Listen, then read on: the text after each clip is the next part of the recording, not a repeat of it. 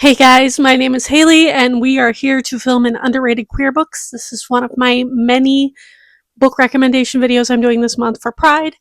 If you have not seen the other ones, they will be linked in the doobly-doo down below, but I hope you all enjoyed this.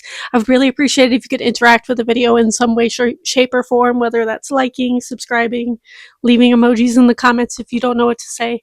Anything of that matter helps.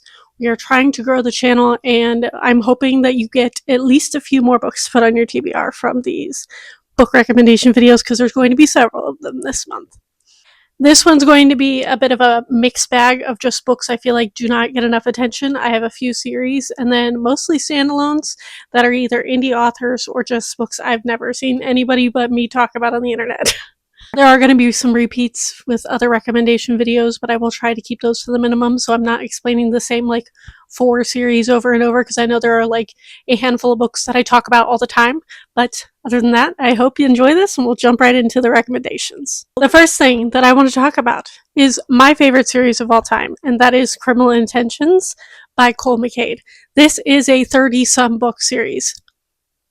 If you're somebody who read Jim Butcher's books, that Dresden Files, that is the closest series I have ever experienced that has even close to this amount of books.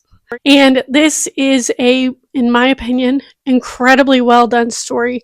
I am someone who does not like propaganda. I don't like the NCIS, the Law and Order, all of those. I did grow up watching NCIS, and then I realized they're extremely problematic. As somebody who's done a lot of deconstructing of racism and learned how cops came to be. For if you didn't know, we're traditionally slave catchers. That's how cops came to be, especially in America. And this is the story of 2 main characters. We have, neither of them are white. One of them is Asian, and the Asian character in this, Songjae, is probably my favorite representation of demisexuality in existence. And it is about them getting to know each other, working together on cases, and falling in love with each other.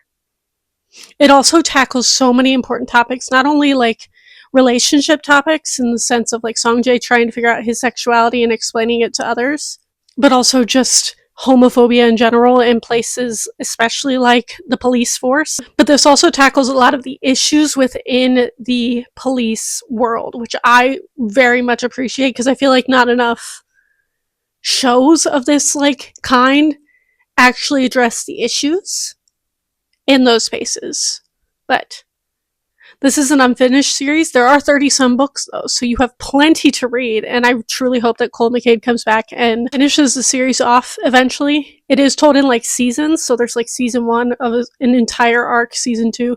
This series also has one of my favorite book villains of all time, and I'm just going to leave it at that. And then we have the Dead Serious series. If you have been here for a minute, I did nothing but rave about this series for I think an entire year after I read it. This is the story of a mortician who goes out with his coworkers one day. He's not really one for socializing. He doesn't like to go out with people, but he's like, okay, fine, I'll go out. I think it might also be his birthday, which is another reason he's deciding to go. And on this outing, he chokes on an ice cube and almost dies, and is revived by the EMTs. And when he goes home, he realizes he can see ghosts. And the first ghost that he sees is a drag queen who has been killed recently. And they strike up a form of friendship, trying to solve her death. And this turns into a series of the 2 of them, since he's the only person who can see these ghosts. It turns into a series of the 2 of them solving murders. And I believe there's 5 of them out. It's one of my favorite series of all time, and I've literally never heard another single person on booktube talk about it. And then we have the Godly Heathens duology. This is one of my favorite books of, I don't think it was last year, I think it was 2024. This is queer YA set in the Deep South with a non-binary main character. It also deals with gods. I'm not going to tell you how, because I didn't know any of this going in, and it has some of my favorite plot twists in a duology of all time. I've only heard a few people speak on this duology, and the few people I have speak on it apparently didn't really love it. So I think it needs more traction and more people to find it, because I am the only person I know who has truly enjoyed these books, and I might be the only one. Who knows? Let me know if you've read it before, or if it ends up on your TBR, how you liked it. Please come back and tell me, because I need more people to talk to about this duology. And then we have one of my favorite queer standalones of all time, and that is The Spirit Bears Its Teeth by Andrew Joseph White. I could put every single one of Andrew Joseph White's books on this list, but I'm not going to, especially since I know his newer ones have gotten more traction. This is my favorite Andrew Joseph White, very closely tied with You Weren't Meant to Be Human, but that is adult and this one's YA. And this is the one I feel like more people to read because maybe you're like me and you're someone who doesn't really like historical fiction but loves historical fiction when it is queer. And that was absolutely the case with this, and I think this is the book that showed me how much I love queer historicals. But this is the story of a trans man in, I think it's the 1800s, definitely set in a much earlier time period in which his only job is to become a wife and get married to some man. And being trans in that time period, he obviously is not interested in doing that. And he gets sent to a reformatory or like sanatorium to like learn how to become a wife.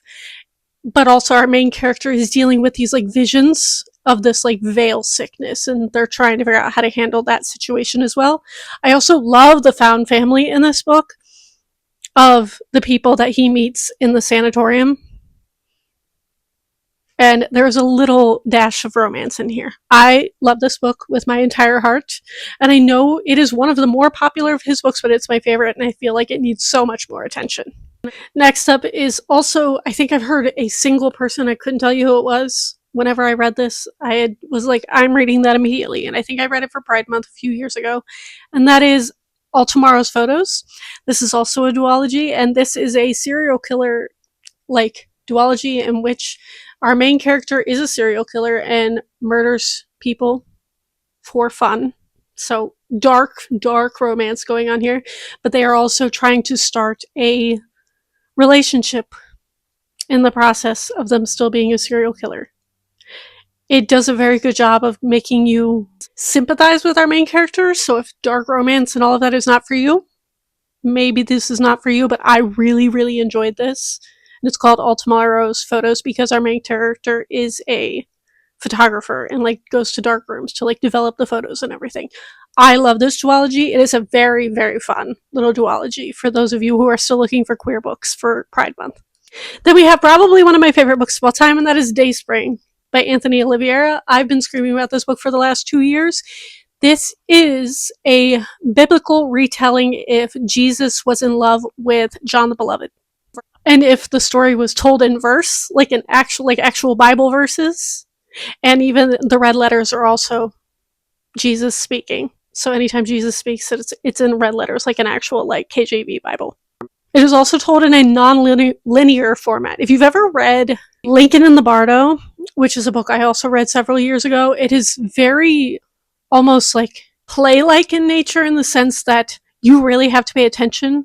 There's not really dialogue happening, and we flip-flop back in time over and over. So you have to pay close attention to this. This book is not going to be for everyone. It was absolutely made for me, and is probably one of my favorite books of all time. I love any queer biblical retelling, and this is my favorite one that I've ever read. I do have a vlog of me reading it several years ago. It's called Reading the Gay Jesus Book. I will leave that linked in the comments, not the comments, the doobly-doo down below. And then we have Herculean. This is a newer read of mine, and this is a trans woman goes to this culty trans commune and weird supernatural things happen. That's really all I'm going to say about it because I don't even think I knew that much going into it. I have heard a lot of people do not like this book because they find it very weird and confusing. I didn't really find it confusing. I did find it bizarre, and I loved every second of it. I have a friend who read this who did not enjoy it, but I also loved there was a decent amount of religious drama in that, and as you can probably tell by the previous recommendation, that is my jam. I will always enjoy it. Then we have Corrupted Vessels. This is a novella, I believe. I don't think it was a full novel. And this is a culty obsession story. It's about this queer young person who finds a person out in the woods, becomes kind of infatuated with them, and really weird, bizarre, drug-like induced things happen to them. It's very culty. It's a good representation of like cults, as if not every cult needs to be a large group of people. Sometimes all you need is just a charismatic leader, and that can happen within 2 people or even small groups of people, as opposed to what we usually think of as cults, like the cult commune of the previous mention. This is very toxic. be aware of that going in. Please check triggers, but I really enjoyed this story. And then we have Stay Gold, which is a trans teen moves to a new town in Texas and is determined not to let anybody know that they're trans because that was a big part of the reason they left their previous school, and starts to fall in love with a new romantic interest. And this book made me sob my eyes out when I read it. There's something about queer YA that really gets to me, as you might be able to tell by a lot of these recommendations. I adore this book. It's one of my favorite queer YAs of all time. Then we have reached the end of our show. This is by Allie Gordon, who is a member of Team Starkid. If you've been here for a minute, I've definitely mentioned this book plenty of times since last year. I have a whole full review up for it on my channel as well. That will also be linked. And I even went to Allie's book signing out in LA when I was living out there. So this is the world is ending story. Our main character has a terminal illness, is dying, and then one day everybody wakes up and realizes that the planet will be dying in 28 days. And it is the rest of our cast of characters realizing, oh, they are also going to pass away. While our main character was already aware of the fact, so how would you react if you already had a terminal illness and then learned the rest of the world will be dying alongside you? This also has a lot of religious trauma in it. Our romantic interest came from a Mennonite cult, and his story is very, very dark. And then our two main characters who are in a relationship, as well as a friend of theirs, goes on a cross-country road trip trying to reach their families on the opposite coast in California before the end of the world. As somebody who was a product of all of the dystopian books that came out in the early 2000s, as being a huge part of the reason I am still a big reader, I love this story, and it is a very, very well done dystopian. Then I have Bleeding Rainbows and Other Broken Spectrums. And this is a book I picked up at an indie book fair a few years ago, and it is a book written in verse that is telling a queer experience, but it is also very telling of a toxic relationship our main character has gone through. I met the author. They were super kind, and this is also one of the prettiest books I've ever seen. I know I don't have it physically to show you, but it is also like set up like it has the... Do you remember old textbooks where they would have like the colored pages to tell you like which part was the next chapter? All of the pages are in rainbow order going through the story, and it's one of the prettiest books I've ever seen. I do believe I have vlog clips of it, so I will leave that link down below so you can see what I'm talking about, but highly underrated. Think more people need to pick it up. And then last, for this recommendation video, I have The Patient Routine, which is a non-binary stream of consciousness horror about our patient who has OCD of some kind, goes into a hospital to get something checked out, and it turns very quickly into a horror when the hospital goes on lockdown. This is a novella. I'm not going to tell you much more than that, but I really, really love the prose of this one. And it was one I read for Pride Month, I believe, last year, and have never heard anybody speak about it. I think I got it free in one of those like stuff your Kindle days, and I thought it was very, very well done and very underrated. But yeah, those are my underrated queer book recommendations. I hope you'll enjoyed this. If you've read any of these, please let me know. I would love to talk about them in the comments down below. Let me know if you're adding any of them to your Pride Month TBR. But thank you all for watching, and I will see all of you guys next time.